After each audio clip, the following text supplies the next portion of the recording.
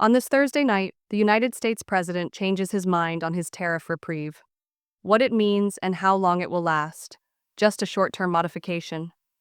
What are retailers up against as they try to replace American products?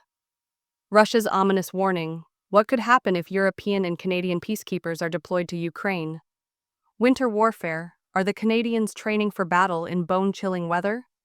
And size matters. The man who reeled in $100,000 at an ice fishing derby. Global National with Donna Friesen. Good evening, and thanks for joining us.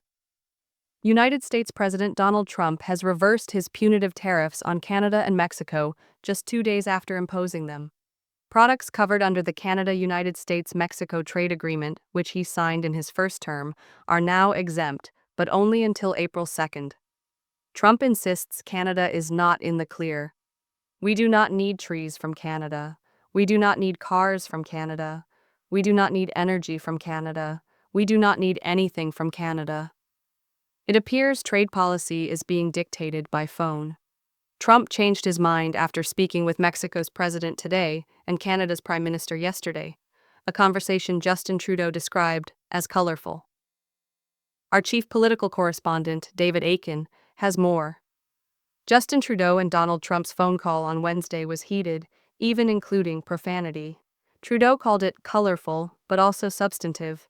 Similar to Trump's conversation with Mexico, it resulted in a temporary pause on tariffs affecting 40% of Canadian imports, with a special exemption for Saskatchewan potash, essential for United States farmers.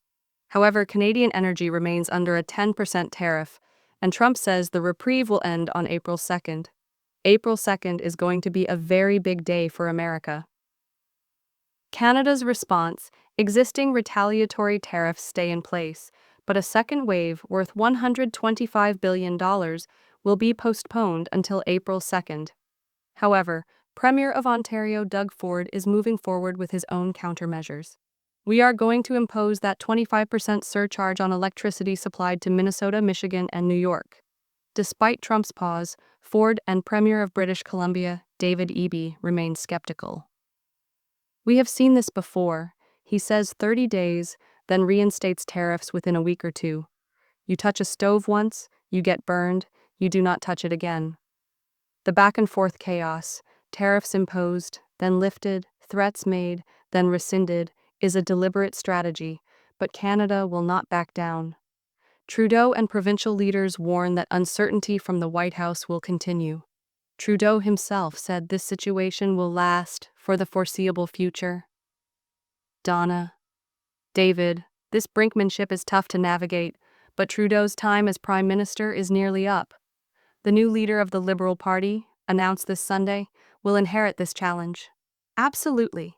It will be the first issue on their desk and a major topic if a spring general election happens. Whether it is Mark Carney, Chrystia Freeland, or even Pierre Poilievre, no potential Prime Minister has indicated a major shift from Trudeau's approach. Canada will continue its own retaliatory tariffs and maintain a Team Canada strategy.